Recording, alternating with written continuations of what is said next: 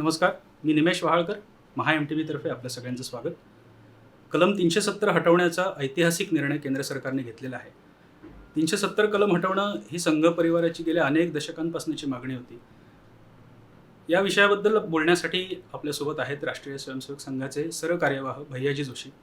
भैयाजी, महा MTV तर्फे आपलं स्वागत. इतक्या दशकांची मागणी किंवा दशकांचे प्रयत्न त्यांना आज यश येताना दिसतंय, काय भावना आहेत? हा एक ऐतिहासिक क्षण आहे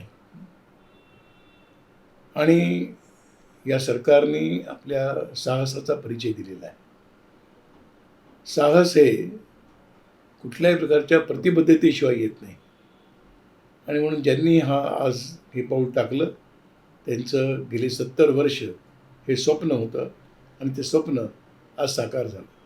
त्यासाठी अनेकांनी बलिदान केलेलं आहे. भारतीय जनसंघ त्यावेळेला होता, श्यामाप्रसाद मुखर्जी त्याचं नेतृत्व करत होते. त्यांचं बलिदान आज खऱ्या अर्थाने आणि त्यांचं स्मरण होतं की त्यांची जी इच्छा होती ती आज या वर्तमान सरकारने पूर्ण केलेली आहे. त्यामुळे याचं स्वागतच केलं पाहिजे सगळ्यांनी, असं मला वाटतं. या सगळ्या विषयावरती दोन बाजूंना विभागणी झालेली दिसते की एक समर्थक आणि दुसरे विरोधक.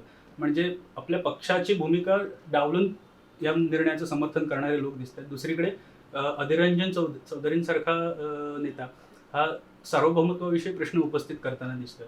तर या एकूण भूमिकेबद्दल काय सांगाल? हे दुर्दैव आहे की एका राष्ट्रीय पक्षाचा एक नेता हा प्रश्न आंतरराष्ट्रीय असं म्हणतो,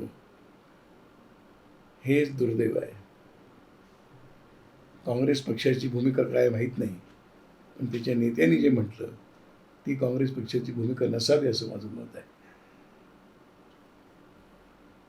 आत्तापर्यंत हा वेळोवेळी प्रश्न आला आणि हा आंतरराष्ट्रीय युनोमध्ये हा प्रश्न नेण्यासाठी सुद्धा अनेकांचा विरोध होता.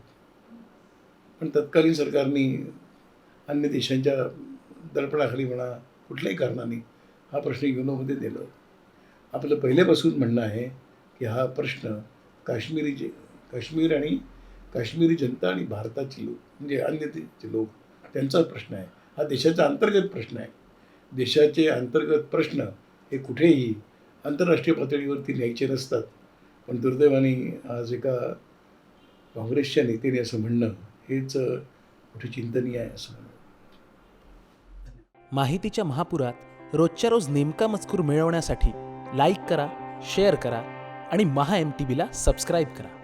धन्यवाद.